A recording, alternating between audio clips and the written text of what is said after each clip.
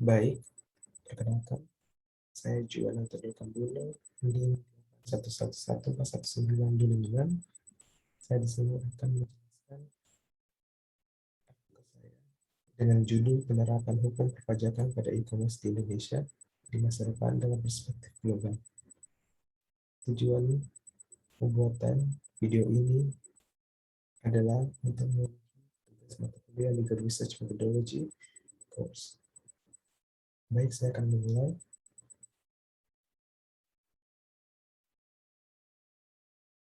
Penyesuaian struktural dan kebijakan sama tuanya dengan usia manusia. Setiap kali terjadi perubahan sosial ekonomi, diperlukan penyesuaian struktural dan adopsi atau amandemen kebijakan. Namun, selalu ada perbedaan dan ketidakpastian antara studi deskriptif dan preskriptif pembuatan kebijakan.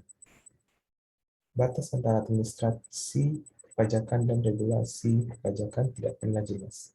Apa yang bisa dilakukan secara administratif? Itulah yang mendorong reformasi kebijakan. Seperti halnya dalam praktik, administrasi perpajakan dilakukan dalam sistem reformasi perpajakan sehari-hari.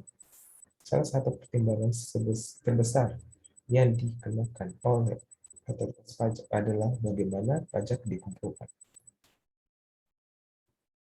Terlepas dari itu, ada beberapa masalah di Indonesia yang menyebabkan pemungutan pajak dalam situasi bisnis digital muncul. Yang pertama adalah mengidentifikasi dan memiliki subjek pajak yang akan dipungut, kemampuan penjual untuk memungut pajak, menentukan peraturan dan norma di mana pajak harus diterapkan, mendeteksi dan memvalidasi tempat konsumsi, menentukan perlakuan pajak yang benar untuk produksi penawaran paket, menyimpan data pajak, dan mematuhi persyaratan audit.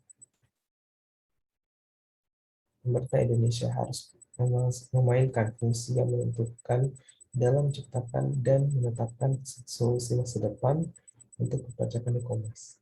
Karena perpajakan di Indonesia sebagai negara memiliki hak prerogatif untuk mendahulukan barang atau jasa terlebih dahulu sebelum pembayaran kepada kreditur lain.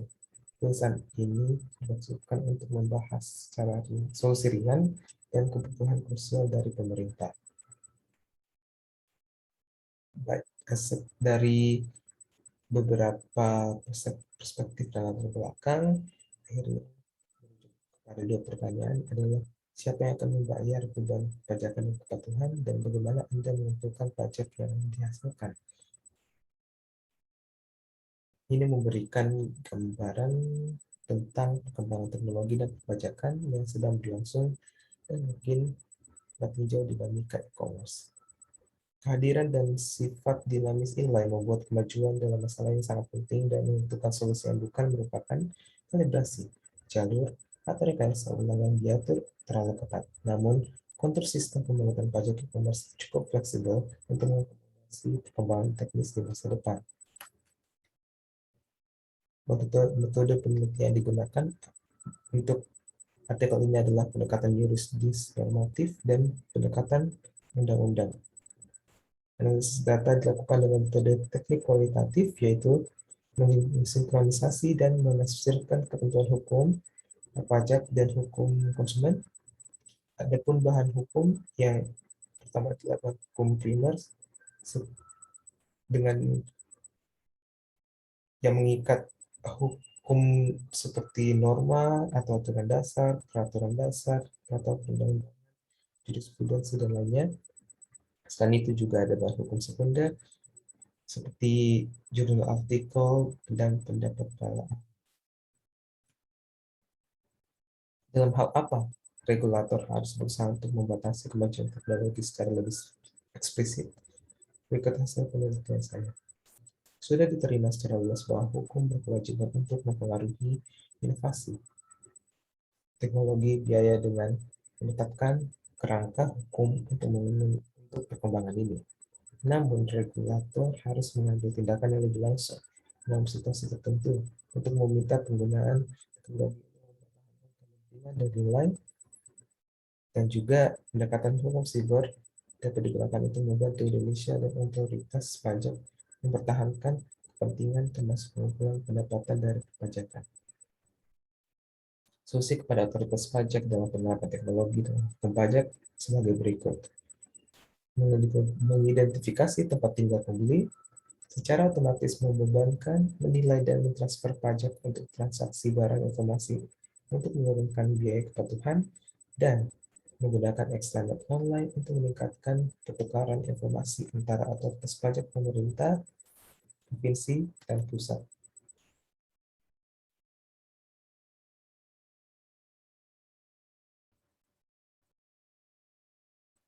Sekarang sangat jelas bahwa Indonesia berusaha untuk mengatur layanan OTT secara penuh. Oleh karena itu, usulan OTT akan memaksa operator untuk pindah ke darat dan dikenakan pajak di darat atau di tempat lain. Seperti itu. Mungkin jika peraturan tentang penanaman modal asing membatasi pendirian perusahaan penanaman modal asing Indonesia yang dikenakan pajak di darat. Secara keseluruhan, pemerintah Indonesia menyadari pertumbuhan eksponensial yang berkelanjutan dalam kegiatan ekonomi digital. Peluang ini dimanfaatkan oleh pemerintah Indonesia dengan membentuk Kementerian Komunikasi dan Informatika dengan menerbitkan Surat Edaran Nomor 3 Tahun 2016 tentang penyediaan layanan aplikasi dan atau konten berbasis internet, Surat Edaran OTT. Tujuan Kementerian Komunikasi dan Informatika untuk menuntut pembangunan bentuk usaha tetap adalah untuk memenuhi aspek perlindungan konsumen, khususnya perlindungan informasi yang dikumpulkan oleh pelaku e-commerce.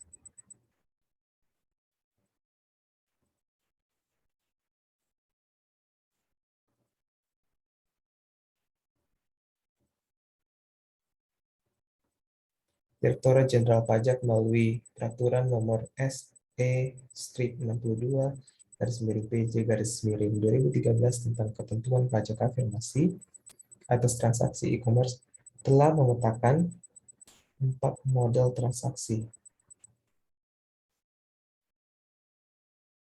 Yang pertama adalah online marketplace, iklan baris, daily deals, dan online retails.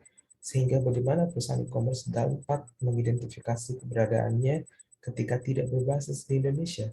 Karena perusahaan tersebut seringkali tidak asli secara fisik, tapi dapat beroperasi di Indonesia.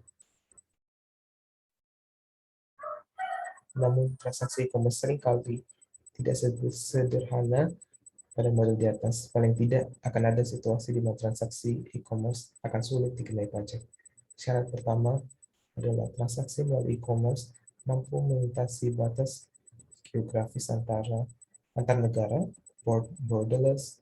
Kedua, bentuk barang atau jasa yang diperdagangkan bisa dalam format digital seperti software, komputer, musik, majalah, atau lainnya. Dengan demikian, dapat dikatakan bahwa transaksi fisik tidak lagi diperlukan dan digantikan oleh transfer bentuk digital saja. Ketiga, transaksi e-commerce terjadi begitu cepat di seluruh dunia dalam waktu yang singkat. Oleh karena itu, tantangan nyata dalam pengenaan pajak atau transaksi e-commerce adalah bagaimana membuat aturan khusus yang mampu menangkap potensi pajak atas transaksi e-commerce dengan kondisi tersebut. Untuk memastikan penyelesaian masalah perpajakan di Indonesia lebih terstruktur, Presiden menerbitkan peta roadmap e-commerce melalui Peraturan Presiden Nomor 74 Tahun 2017 tentang peta jalan sistem perdagangan nasional berbasis elektronik, roadmap e-commerce tahun 2017 sampai 2019. Peta jalan e-commerce ini dapat menginspirasi generasi muda untuk berkreasi, berinovasi, dan mengembangkan kegiatan ekonomi baru. Menurut Kementerian Koordinator Bidang Perekonomian, proyek ini bertujuan untuk memberikan kepastian dan kemudahan akses operasional ekonomi melalui e-commerce dengan memberikan arahan dan pedoman strategis. Selain itu, regulasi roadmap e-commerce merupakan salah satu bentuk prioritas dan perlindungan bagi usaha kecil.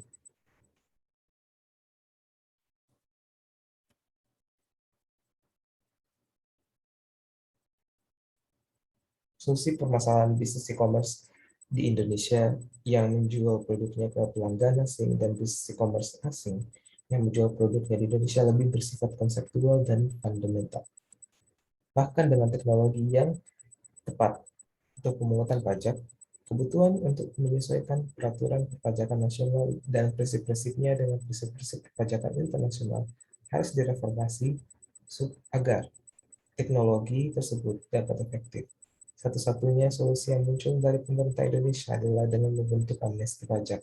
Tetapi ini tidak menyelesaikan masalah kompleks dalam perpajakan e-commerce yang ditambah dengan kitab Undang-Undang Hukum Dagang dan kitab Undang-Undang Hukum Perdata yang sudah ketinggalan zaman. Indonesia dengan melibatkan pemerintah pusat dan daerah harus membujuk negara lain untuk mengkoordinasikan kebijakan perpajakannya dan bekerja sama dengan administrasi perpajakan melalui negosiasi, akomodasi, dan emulasi kebijakan.